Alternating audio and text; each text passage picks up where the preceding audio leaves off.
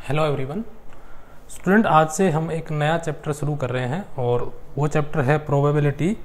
तो जैसा कि हम पहले छोटी क्लासेज में भी इसको पढ़ चुके हैं, तो सबसे पहले जो हमने प्रोबेबिलिटी यानी अर्लियर क्लासेज में या छोटी क्लासेज में जो हमने प्रोबेबिलिटी पढ़ी स्टूडेंट, वो जो प्रोबेबिलिटी है वो एक्सपेरिमेंट बेस्ड थी, जिसको हम एक्सपेरिमेंटल प्रोबेबिलिटी बोलते थे या फिर एम्पायरिकल प्रोबेबिलिटी कहते थे उसको। उसमें क्या होता था स्टूडेंट, हमें जैसे मान लीजिए कोई एक कैंडिडेट है ए और उसको आपने एक क्वाइन दे दिया और उस क्वाइन को मान लीजिए स्टूडेंट उसको 500 टाइम टॉस करना है।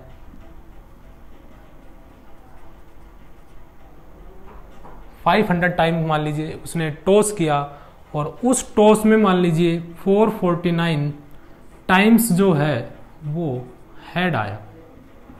Then what is the probability? तो हम क्या करते थे स्टूडेंट, 449 बाई में टोटल नंबर ऑफ ट्रायल हमने कितना किया, 500 टाइम्स किया। यानी एक सिक्के को स्टूडेंट हमने 500 बार उछाला, 500 टाइम्स हमने उसको टॉस किया और टॉस करने के बाद स्टूडेंट हमने नोट किया कि 449 टाइम्स जो है वो हेड आया है। Then what is the probability of getting head? तो हम कैसे फाइंड आउट करते थे? जो फेवरेबल केस है 449, यानी फेवरेबल केस का मतलब है स्टूडेंट यहाँ पे जितने बार नंबर ऑफ हेड आया, यानी हमने एक्सपेरिमेंट किया और उस एक्सपेरिमेंट में हमने टॉस किया, सिक्के को हमने टॉस किया और हमने नोट किया कि 449 टाइम्स जो है वो हेड आया और टोटल ट्रायल हमने कितना किया, 500 बार किया। सॉरी, इसमें हम जो टोटल नंबर ऑफ टाइम्स है वो 1000 ले लेते हैं और बाई में हो गया 1000 यानी 1000। तो जो 1000 बार क्वाइन को टॉस करने से, 1000 टाइम क्वाइन को टॉस करने से जो हेड आने की प्रोबेबिलिटी आई वो आई 449 अपॉन में 1000 यानी 1000। ठीक है स्टूडेंट। अब मान लीजिए स्टूडेंट इसी एक्सपेरिमेंट को हम दूसरे दिन रिपीट करते हैं, तो उसमें भी हम यही करते हैं, क्वाइन को हम 1000 टाइम्स टॉस करेंगे और नंबर ऑफ हेड को नोट करेंगे। तो स्टूडेंट थोड़ा सोचिए कि नंबर ऑफ हेड जो है, जो पहले वाले दिन आए थे 449 टाइम्स, क्या इस टाइम भी उतने ही आएंगे? क्या 449 ही आएंगे या इससे ज़्यादा आ सकते हैं या इससे कम आएंगे? तो देखिए स्टूडेंट, क्योंकि ये आपने किसी पर्टिकुलर डे, आपने किसी पर्टिकुलर टाइम पे ये आपने टॉस किए और ये नंबर ऑफ हेड आए आपके सामने। अब दूसरे दिन आप टॉस कर रहे हो या किसी दूसरे टाइम आप टॉस कर रहे हो, तो जरूरी नहीं है कि इतने बार ही नंबर ऑफ हेड आएंगे। हो सकता है एग्जैक्टली 500 टाइम्स टॉस आ जाए और हो सकता है 510 टाइम्स आ जाए या 440 टाइम्स आ जाए, और एक पॉसिबिलिटी ये भी है स्टूडेंट कि 449 टाइम्स ही हेड आ जाए।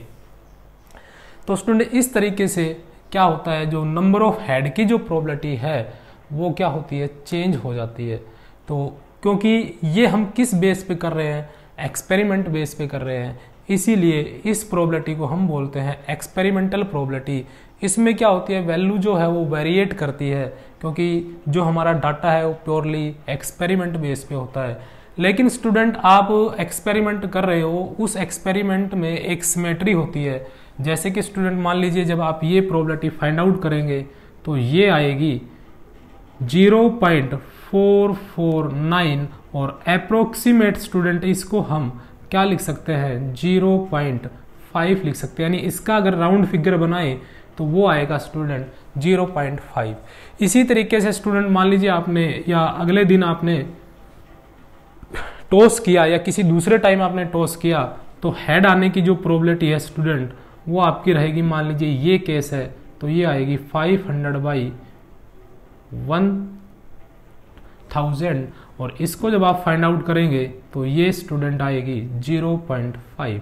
सिमिलरली स्टूडेंट अगर आप के सामने नंबर ऑफ हेड इतने आते हैं तो उसकी जो प्रोबेबिलिटी आएगी 510 बाई 1000 और जब इसको आप फाइंड आउट करेंगे तो अप्रोक्सीमेट 0.51 यानी अप्रोक्सीमेट इसको हम लिख सकते हैं 0.5, तो ये प्रोबेबिलिटी भी 0.5 आएगी।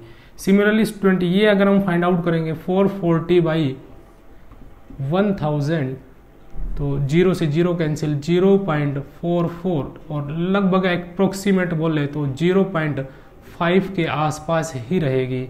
इसी तरीके से ये जो प्रोबेबिलिटी आएगी 449/1000, ये भी स्टूडेंट 0.449 यानी 0.5। तो इस तरीके से स्टूडेंट अगर हम इनको अप्रोक्सीमेटली नोटिस करें, यानी अलग अलग टाइम पे हम एक्सपेरिमेंट करें और नंबर ऑफ हेड को नोट करें, तो लगभग जो प्रोबेबिलिटी है वो 0.5 के आसपास ही आएगी।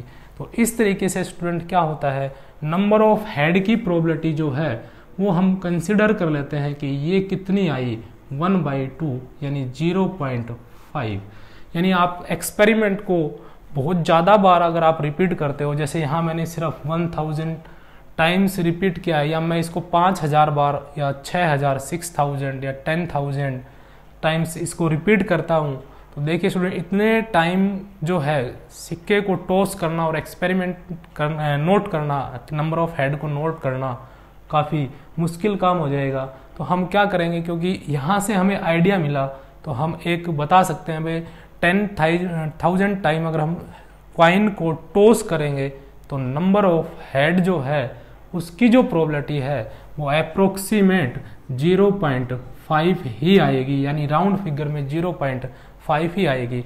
तो इसको हम बोलते हैं स्टूडेंट थ्योरेटिकल प्रोबेबिलिटी। तो 10th अपनी जो क्लास स्टार्ट होती है उसके अंदर स्टूडेंट हमारा जो इंट्रोडक्शन होगा वो थ्योरेटिकल अप्रोच टू प्रोबेबिलिटी, यानी प्रोबेबिलिटी की थ्योरेटिकल अप्रोच से हम क्वेश्चंस को सोल्व करेंगे। इसमें हम एक्सपेरिमेंट जो है उनको इंक्लूड नहीं करते, यानी एक्सपेरिमेंट हम करेंगे लेकिन उसमें हम एक एक इवेंट्स को या एक एक्सपेरिमेंट के एक एक जो आउटकम है उसको नोटिस नहीं करेंगे, हम थ्योरेटिकली ही उनको सोल्व करेंगे। तो इस तरीके से स्टूडेंट अब स्टार्ट हो जाती है प्रोबेबिलिटी ए थ्योरेटिकल अप्रोच, और स्टूडेंट इस थ्योरेटिकल अप्रोच को ही हम क्या बोलते हैं, क्लासिकल प्रोबेबिलिटी, क्लासिकल प्रोबेबिलिटी कहते हैं।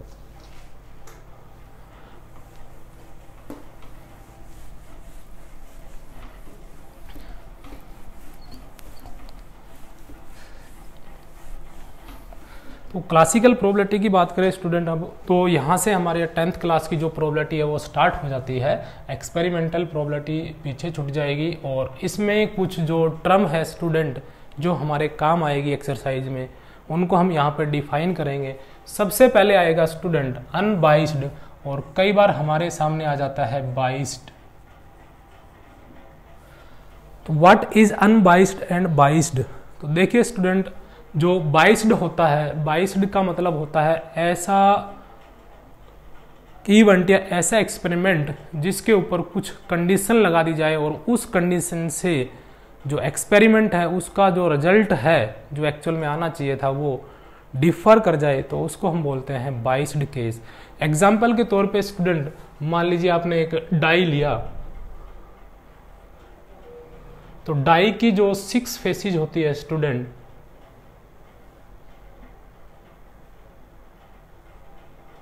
इस तरीके से डाई, तो डाई की फेसेज पे स्टूडेंट ऐसे नंबर लिखी हुई होती है। तो स्टूडेंट ऐसे 1 से लेकर 6 तक नंबर लिखी हुई होती है। तो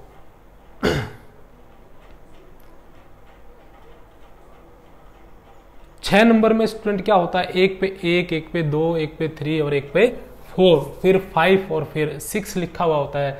तो इसकी जो फेस मैंने दिखाई दे रही है उन पे मैंने नंबर लिख दिया है। तो बैक साइड की फेस है जो हमें नहीं दिखाई दे रही, तो उसको मैंने अभी ड्रॉप कर दिया है।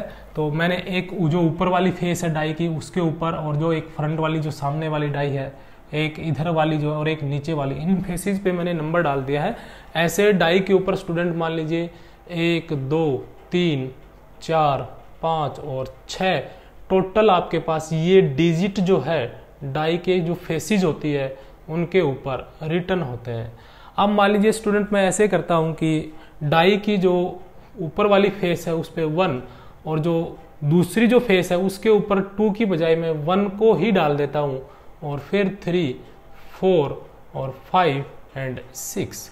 तो इस तरीके से स्टूडेंट मैंने क्या किया, जो डाई है उस डाई की जो ये नंबर है 2, इसको हटा के इसकी जगह मैंने क्या डाल दिया, 1 डाल दिया। तो इससे स्टूडेंट क्या होगा, जो डाई के ऊपर 1 आने के जो रिजल्ट है वो क्या हो जाएंगे, चेंज हो जाएंगे। यानी अब 1 आने के जब आप डाई को टॉस करेंगे, रोल्ड करेंगे, तो डाई के ऊपर 1 आने के चांस ज्यादा, क्योंकि डाई की 2 फेसेस पे 1 है। 3 आने के चांस 1, 4 आने का भी 1, 5 आने का भी 1 और 6 आने का भी, यानी 1 आने के चांस ज्यादा हो गए। तो इस तरीके से ये डाइस जो क्या हो गई स्टूडेंट, ये बाइस्ड हो गई, यानी ये नॉर्मल डाई नहीं है, ये अलग डाई हो गई। तो इस तरीके से अगर हम क्वाइन में या डाई में या जो भी हम एक्सपेरिमेंट कर रहे हैं उसमें हम कुछ एक्स्ट्रा कर देते हैं और उस एक्स्ट्रा करने से जो रिजल्ट आने चाहिए वो रिजल्ट चेंज हो जाते हैं, तो उसको हम बोलते हैं बाइस्ड केस।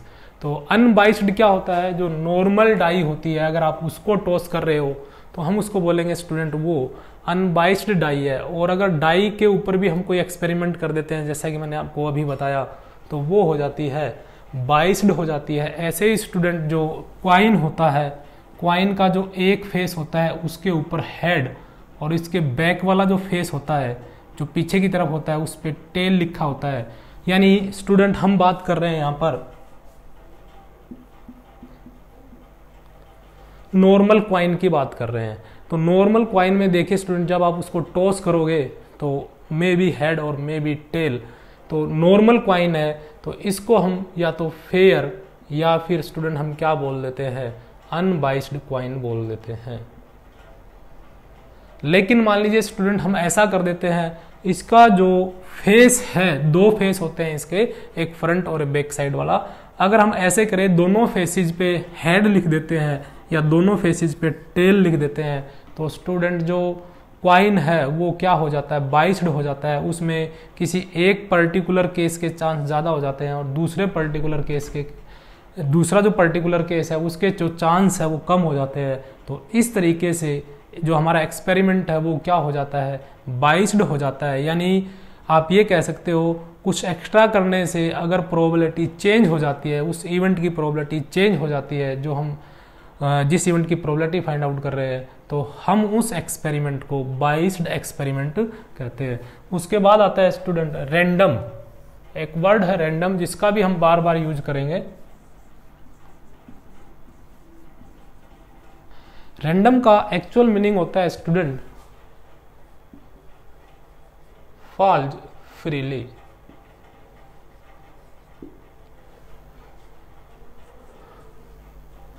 यानी आप क्वाइन को टॉस कर रहे हो और उस क्वाइन को आप नॉर्मल वे से टॉस कर रहे हो, यानी उसको उठाया और आपने टॉस कर दिया, तो इसका मतलब है स्टूडेंट आपने उसको रैंडम टॉस किया है।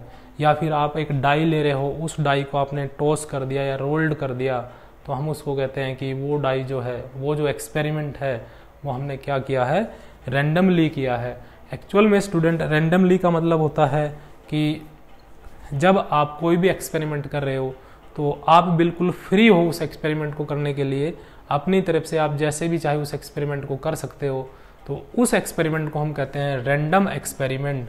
यानी इसको आप स्टूडेंट जो रैंडम है इसको आप बाइस्ड के साथ नहीं जोड़ सकते।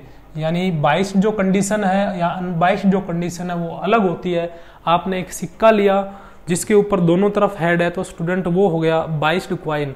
लेकिन अगर आप उसको नॉर्मल वे से ऐसे टॉस कर रहे हो और उसको फ्रीली जो है फॉल होने दे रहे हो, यानी उसमें आप कोई ऑब्जेक्शन नहीं कर रहे, उस टॉस के अंदर कोई भी रिस्ट्रिक्शन अप्लाई नहीं कर रहे, तो वो हो गया स्टूडेंट रैंडम एक्सपेरिमेंट।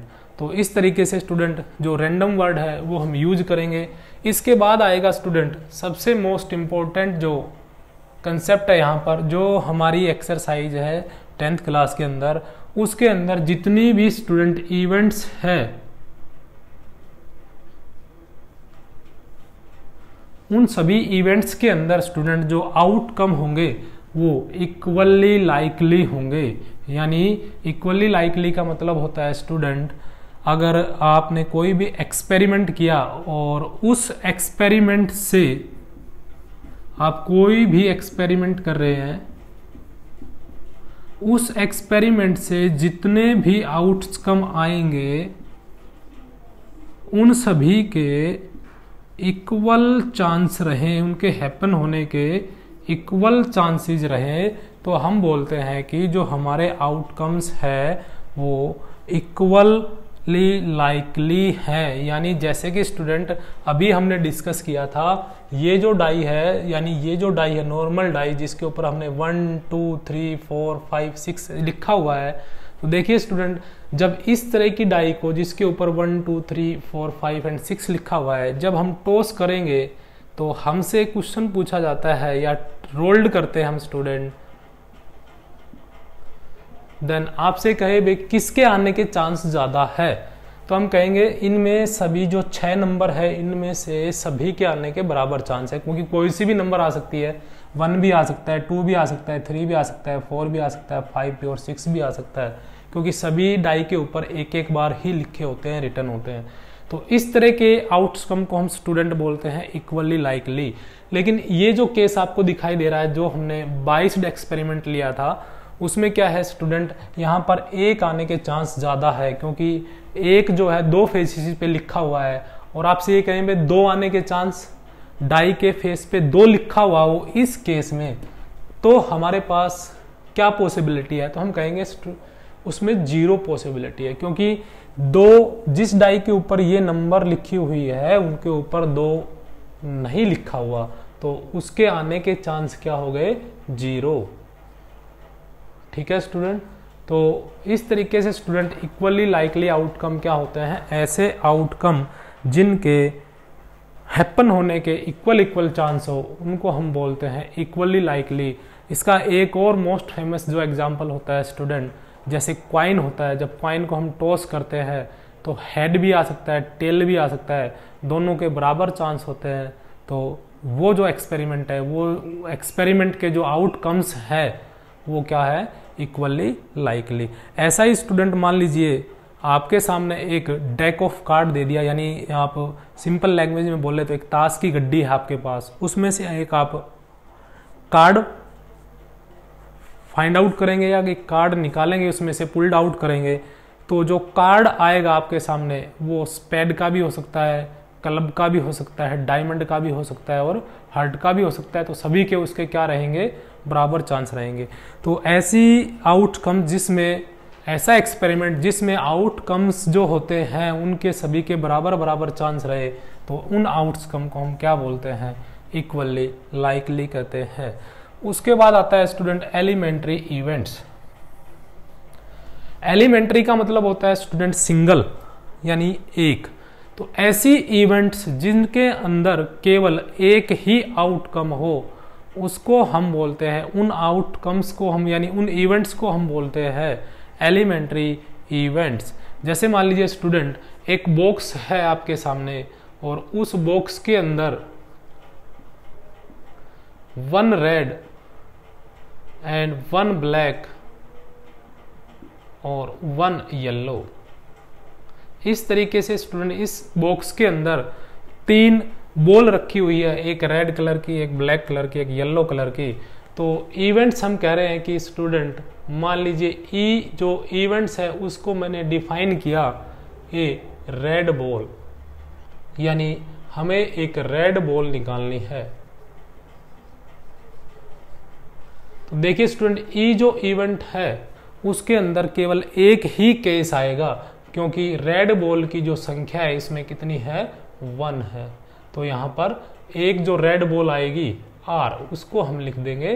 तो ये हो गई कैसी, एलिमेंट्री इवेंट्स। ऐसे ही ब्लैक बॉल जो आए उसकी हम एक इवेंट बनाए तो वो भी एलिमेंट्री इवेंट होगी, और येलो भी एक है तो येलो आने का जो इवेंट बनाए उसमें भी हम क्या कह सकते हैं, एलिमेंट्री। लेकिन स्टूडेंट मान लीजिए मैं यहाँ 3 कर देता हूँ और मैं ये कहता हूँ कि इवेंट हम डिफाइन कर रहे हैं क्या, ए येलो बॉल। अब देखिए स्टूडेंट यहां पर जब हम एक येलो बॉल को निकालेंगे बॉक्स में से, तो हमारे पास यहां पर 3 जो है चॉइस रहेंगी। मान लीजिए फर्स्ट येलो बॉल को मैंने y1 और दूसरी को मैंने y2 और तीसरी को मैंने y3 से रिप्रेजेंट कर दिया। तब यहाँ पे स्टूडेंट इस इवेंट में 3 पॉसिबिलिटी हो गई, 3 आउटकम हो गए। तो हम कहेंगे कि ये जो इवेंट है जिसको हमने इससे रिप्रेजेंट किया है, या इसको आप नाम दे सकते हो F, उसको आपने नाम दे दिया, इसको आपने F नाम दे दिया, तो तो एफ जो इवेंट है स्टूडेंट यहाँ पे एलिमेंट्री इवेंट नहीं है। एलिमेंट्री इवेंट सिंपल लैंग्वेज में ऐसी इवेंट जिसमें केवल एक ही पॉसिबिलिटी हो, एक ही आउटकम हो, उसको हम बोलते हैं एलिमेंट्री इवेंट्स। इसके बाद आता है स्टूडेंट कॉम्प्लीमेंट्री इवेंट्स, और इससे पहले स्टूडेंट एक क्या कंसेप्ट और रह गया जो मैं आपको बता देता हूं। एक एक्सपेरिमेंट से रिलेटेड, मान लीजिए स्टूडेंट आपने कोई भी एक्सपेरिमेंट किया, कॉइन को टॉस किया है या डाई को टॉस किया, रोल्ड किया आपने, तो कोई भी आपने एक्सपेरिमेंट किया,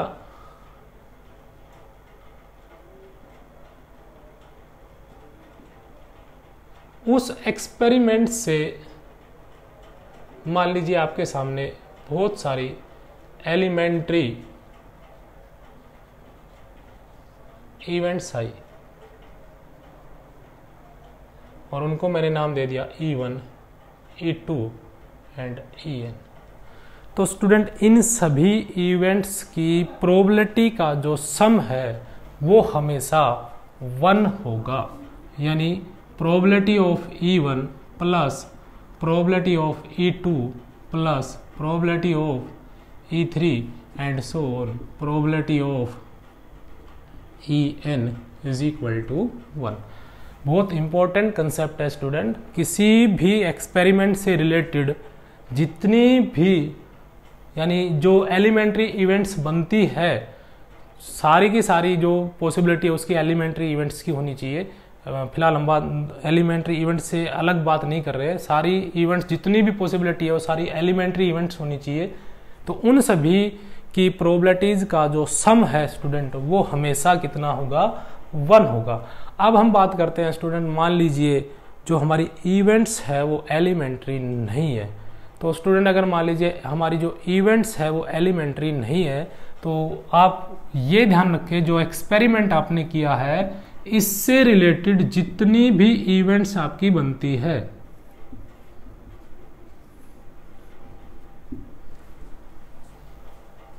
उन सभी की प्रोबेबिलिटीज का जो सम है वो भी क्या आएगा, 1 ही आएगा। यानी जरूरी नहीं है कि उनमें एक ही एलिमेंट हो, उनमें डिफरेंट एलिमेंट हो सकते हैं। तो उन सभी की प्रोबेबिलिटीज का जो सम है वो कितना आएगा, 1 आएगा। लेकिन यहाँ जो बात हमें ध्यान रखनी है स्टूडेंट कि जो कॉमन एलिमेंट है, यानी इनमें कोई भी कॉमन नंबर नहीं होनी चाहिए, तभी इनका सम कितना आएगा, 1 आएगा। ठीक है स्टूडेंट। उसके बाद हम आते हैं स्टूडेंट कॉम्प्लीमेंट्री इवेंट पे। तो जैसे कि स्टूडेंट मान लीजिए कोई इवेंट है E और एक इवेंट है स्टूडेंट E है और उसके ऊपर मैंने ऐसे बार लगा दिया, तो स्टूडेंट इसको हम पढ़ेंगे नोट E। यानी अगर किसी इवेंट के ऊपर आप बार लगा देते हो तो वो पढ़ी जाएगी नोट, और जो इसके ऊपर बार लगाया गया है उस इवेंट का नोट, यानी नोट ए। अगर आप इवेंट ए ले रहे हो तो ए बार क्या हो जाएगा, नोट ए। यानी जैसे मान लीजिए स्टूडेंट क्वाइन को आपने टॉस किया और ई आपने इवेंट लिख दिया हेड कम्स,